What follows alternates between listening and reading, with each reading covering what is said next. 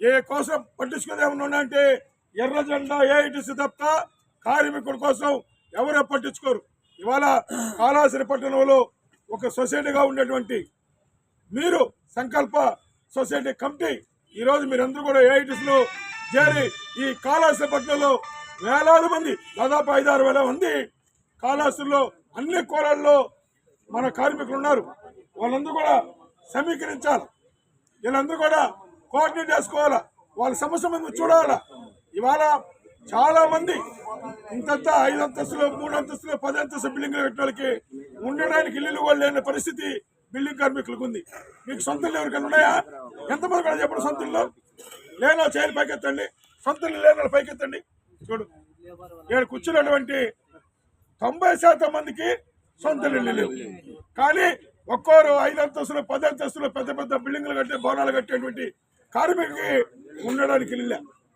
ఇవాళ కూడా ప్రభుత్వం ప్రతి ఒక్కరికి ఇల్లు ఇస్తామని చెప్తానున్నారు. ఇల్లు ఇచ్చుంటే 800 మందికి ఎందుకు ఇల్లు లేకుండా చేయలేస్తున్నారు పైకి అంటే వచ్చిన ప్రభుత్వాలన్నీ కూడా దాటా వేసే పద్ధతిలో, మాయ చేసే పద్ధతిలో, మోసం చేసే పద్ధతిలో ఎవరుస్తున్నది. దీన్ని ఏఐటీసీ తీవ్రంగా ఖండిస్తుంది. మీ సమస్యల కోసం కాళహస్తి పట్టణంలో ఈరోజు ఏఐటీసీకి సహకారంగా పార్టీ ఉంది.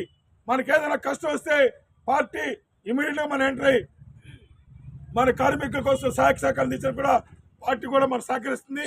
మీరు కాళహస్తి పట్టణంలో కొత్త కమిటీని నియోజకవర్గాలు కాకుండా ఈ కాళహస్తి టౌన్కు ఒక కమిటీ ఏర్పాటు చేసుకుంటే రేపు 14వ తారీఖున జిల్లా మహాసభ మీ బిల్డింగ్ వరకే జరుగుతుంది.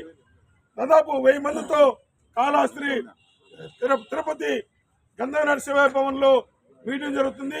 ఆ మీటింగ్ కూడా కాళహస్తి నుంచి మీరందరూ కూడా తరలి వచ్చి మనం తీసుకునేటువంటి నిర్ణయాలు అంటే మహాసభలో బిల్డింగ్ కార్మిక సమస్యల పైన నిరంతర పోరాటం చేసి సమస్యల పరిష్కారం కోసం ఒక అజెండా రూపాలు చేసుకొని నిరంతర పోరాటం చేసరికి ఒక కమిటీని ఒకటి ఏర్పాటు చేసుకుంటారు. ఆ కమిటీ కోసం మీరందరూ కూడా మహాసభలకి రావాలని చెప్పి తెలియజేస్తూ నాకు ఇచ్చిన అవకాశం మీకు అందరూ కూడా ధన్యవాదాలు తెలియజేస్తూ సెలవు తీసుకుంటాను.